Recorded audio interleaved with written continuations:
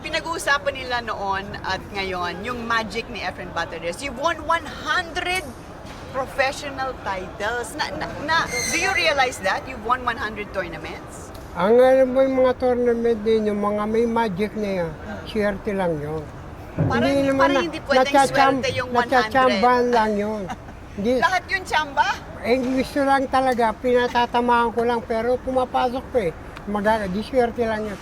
Walang magaling na kayang papasukin ng bola pagdating bumabanda ka. Ang banda, pag pinatatamaan mo lang yung cover, yung tatamaan mo lang yung bola, pero pag pumapasok, swerte lang yun. Talaga? 100 times? Pero can you bring us back in time? Paano ka ba nag-start ng billiards? Nag-start akong billiard, siyempre, nung panahon ng dalhin ako sa Manila ng father ko, 5 years old pa lang ako, pero nanonood na ako From ng where? bilyar sa may bandang Lucky 30, Santa Cruz. Okay. Pero saan kayo galing? Sa Mexico, Pampanga. Okay. You're really from Pampanga? Oo. Okay. Kaso pagdating ko Manila, bilyaran kagad natuntungan ko. Oh. So wala akong nakikita kung hindi panurin lang yung mga naglalaro. Kasintas ko lang yung Billiards table? Kasi billiard 5 years table. old ka lang. Pero nung tumas na ako, mga 8 years old na ako, yun doon ako nag-start maglaro kasi abot ko na. Nag-aral ka? Hindi na. Kasabay ko nag-aral yung billiard at saka yung grade 1. Pinagsabay mo. So, kailan mo nalaman na parang may talento ka sa billiard? Kailan yung first tournament win mo? Kasi doon panahon noon, wala naman talaga tayong tournament. Walang tournament na gaganap. Sa atin, puro laro lang at saka may mga money game o dayo-dayo. Wala akong alam na may mga tournament to, sport itong bilyar. Kaya lang naging sport ito simula na magpunta ako ng Amerika. Tapos may mga tournament pala. Yeah. Ang punta ko lang doon, pistahan lang, maghanap ng laban, mga arang. Ganun lang. So, hindi talaga organized tournament? Hindi kaya lang pagdating ko doon, puro may tournament. Di tournament na lang yung pinuntahan ko doon. Ayun, habang nandun na nun, nabalitaan din nila boss na naglalaro din ako ng tournament doon, nananalo. Kasi meron silang mga center dito na bilyar eh.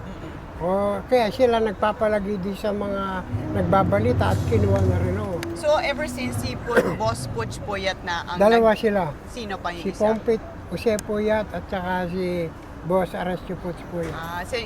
Sila nagdala sa'yo all over the world. At doon ka na nag-start na naging super sikat. Pero naisip mo ba na ganito yung mararating mo sa billiard? Hindi ko alam, hindi ko alam. 100 to Wala, hindi ko alam na mangyayari itong ganito magiging sport itong bilyar. Kasi nung panahon nun, puro bawal, binabawalan kami kahit na mga magulang. Wait, Kaya, did you ever have a coach? nothing, wala. Never? Wala, Never? wala. Walang So, coach. self-taught ka lang? Pinanonood ko lang, pinapractice ko lang. Wow. Pero hindi pa ako gumaling sa mga magagaling. Gumaling ako sa mga mahihina. Isa hindi marunong. Yeah. Napupulit ko yung mga tira nila na hindi nila alam gawin. I see, okay. Ginagawa nila pero hindi nila alam Magawa, nangyayari. yun ang ginawa mo. Ginagaya ko lang.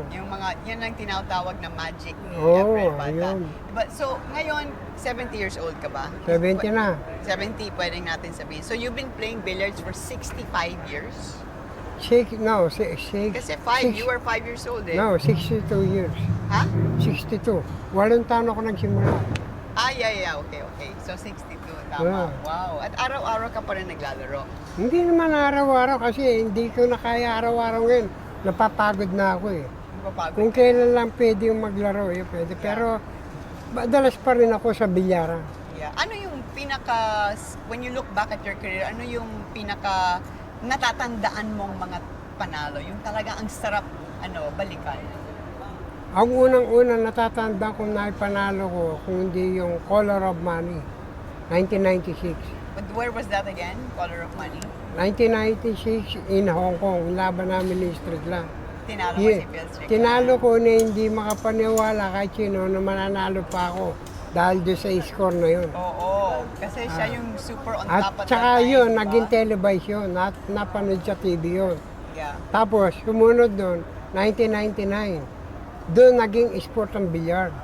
In which event? Doon naging official sport. Ang sport ng bilyar, 1999 nung manalo ako sa Cardiff, Yung World Pool. World Pool Championship. Okay. So yun nag-start na yung 1999. Nagkaroon na, ang bilyar linagay na sa sport. Yeah. So since 1999 hanggang ngayon, yun doon mo, in that time frame, na panalunan mo yung 100 titles. Diba?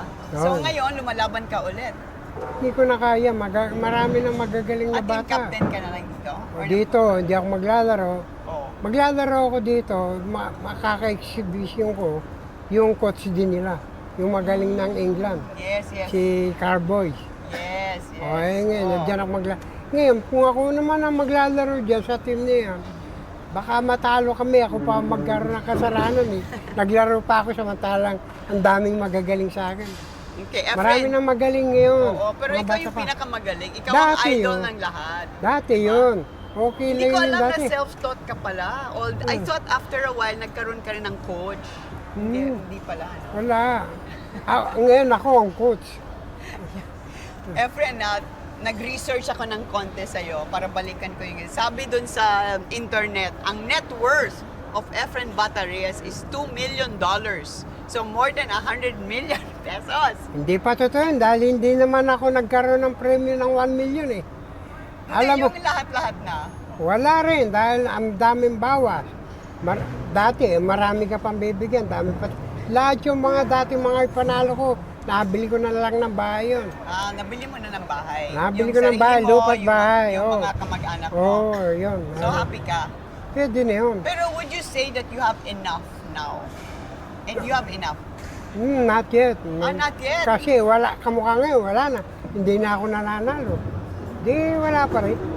So kailangan mo pa rin mag-tournament, mag-exhibition. ganun. Ay, marami yung ngayon exhibition. Siyempre, kahit pa paano meron. Exhibition na lang. Ayun. Pero pwede na yun. Wow. So Efren, kung meron kang may bibigay na payo sa mga batang billiards player, anong masasabi? Kasi nag-iba na talaga yung panahon, di ba? Professional na ngayon, mas malaki na yung prize money. Anong payo mo bibigay? Alam mo dati, ngayon, yung ako nung kapanahon ako, ang liliit lang ng mga premyo. Lumalaki lang ng unti-unti, dahil na-challenge lang yung mga taga-ibang bansa Yeah. na may kalaban silang magaling na challenge ka.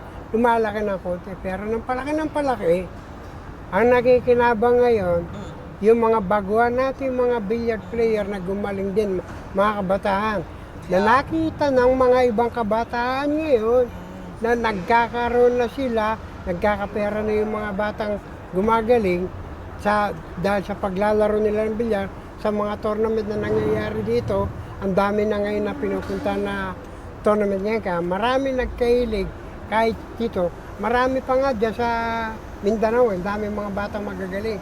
11 years old. Marami. Yung dating pinainan sa akin, si JB Sowal, 11 years old pa lang dati, ngayon 14 na. Ngayon, ang daming gumaya din sa kanya. Marami na rin magagaling, pero wala pang nakakita sa kanila dahil hindi pa sila na-expose. Baka gusto mo maging manager. So would you say sa mga batang billiards player na ituloy nila at magandang career, pwedeng maging magandang career ang billiards? Pinakamaganda sa lahat ng mga kabataan ngayon, naglalaro ng bilyar at gusto rin gumaling, batang-bata pa sila, pinakamaganda niyan, tapusin muna nilang pag-aaral nila. Bago, pag natapos sila, o kaya gusto nila magbilyar din, basta pagkatapos ng classroom nila, doon lang sila magbilyar para mas masuportahan din nila ang sarili nila hanggang sa paglaki. Yeah. Nung ikaw, mga ilang oras ka sa isang araw nagbibilyar? Pag ako mag-isa, Oh. 30 minutes lang. Morning at night time, 30 minutes 30 ulit. minutes lang. Matagal akong naglalaro pag may kalaban ako. Yun ang umahaba.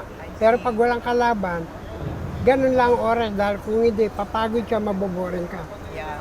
So, if you don't mind me asking, ano yung palaki mong prize money na nakuha? Ang pinakamalaki ko nakuha ang prize money, $500,000. Dollar. Wow, saan yon?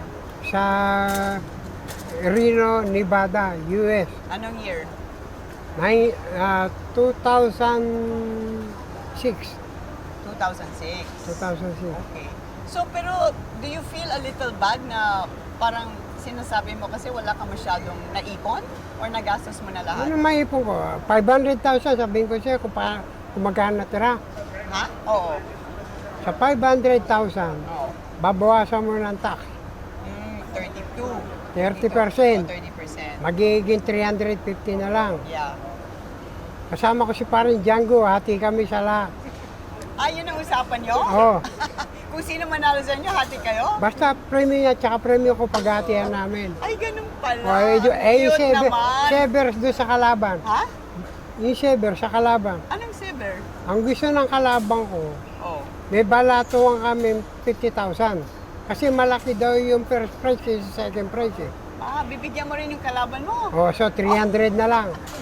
Yung mga kasama ko pang mga manager, Yay. mga chaperon mo, ibigyan mo ng 10%.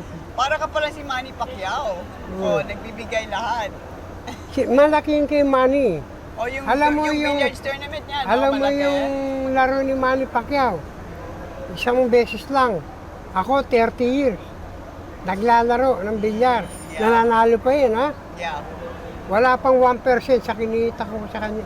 Wala pang 1%.